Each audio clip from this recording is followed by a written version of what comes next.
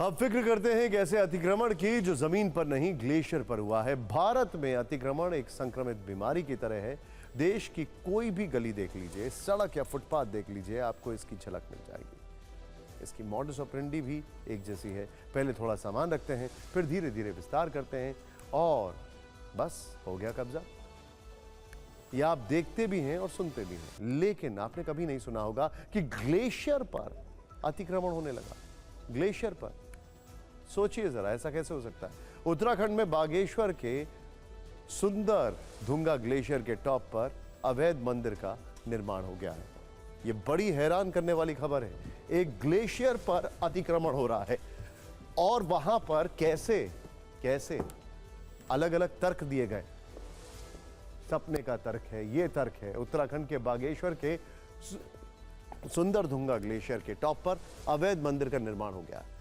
योगी चैतन्य आकाश नाम के एक स्वयंभू बाबा ने इस मंदिर का निर्माण करवाया। ग्लेशियर की 16,500 फीट से अधिक की ऊंचाई पर अनाधिकृत तरीके से सरकारी जमीन पर चुपचाप मंदिर बनाया गया है। योगी चैतन्य आकाश का दावा है कि उन्हें पहाड़ों में ऊंचे स्थान पर मंदिर बनाने के दिव्य दर्शन, दिव्य निर्देश सपने में मिले थे। उनका दावा है कि देवी भगवती उनके सपनों में प्रकट हुई और उन्हें देवी कुंड में मंदिर बनाने का निर्देश दिया। ग्लेशियर पर हुए इस अतिक्रमण और देवी कुंड में मंदिर निर्माण से स्थानीय लोगों में आक्रोश है। उनका कहना है कि सदियों से उनके देवता हर 12 साल में नंदा राज यात्रा के दौरान कुंड का दौरा करते हैं, जबकि बाबा उसे स्विमिंग पूल की तरह इस्तेमाल कर रहे हैं। आरोप है कि इस कथित बाबा ने ग्रामीणों को गुमराह किया और परंपराओं के खिलाफ मंदिर की स्थापना की, जबकि बाबा के समर्थकों का कहना है कि वहां तो पहले से मंदिर था, उसको भव्य रूप दिया गया है। लोगों की शिकायत पर प्रशासन ने अब इस अनाधिकृत निर्माण की जांच शुरू कर दी है। भरोसा दिया गया है कि एक टीम जल्द ही देवी कुंड का दौरा करेगी और अतिक्रमण को हटाएगी।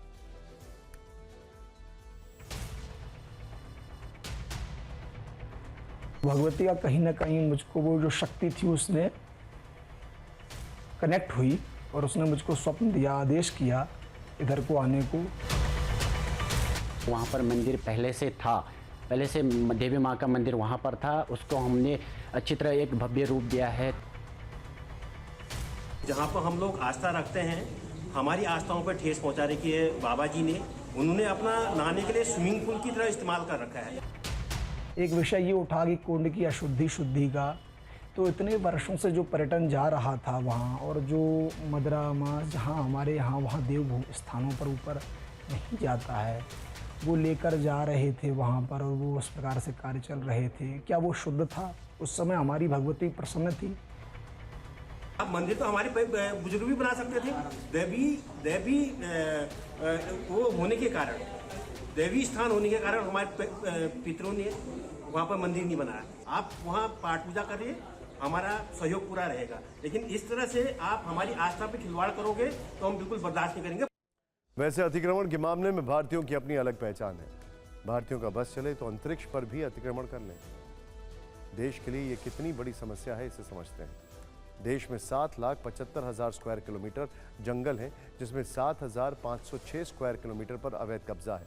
देश में 24,24,000 पानी के स्रोत हैं, जैसे तालाब, झील, नदियां। इनमें से 38,000 से ज्यादा पानी के स्रोत पर अतिक्रमण है, जिनमें ज्यादातर तालाब हैं।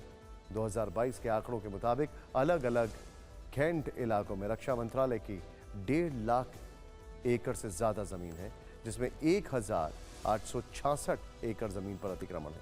वहीं रेलवे की 4,86,000 हेक्टेयर जमीन में करीब 782 हेक्टेयर जमीन पर अवैध कब्जा है। रेल मंत्री अश्विनी वैष्णव ने राज्यसभा में यह जानकारी दी थी।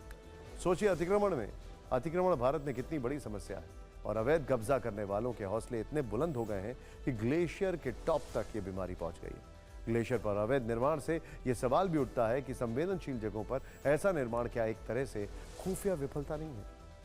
वो भी तब जब संवेदनशील क्षेत्रों में अतिक्रमण विरोधी अभियान चल रहा।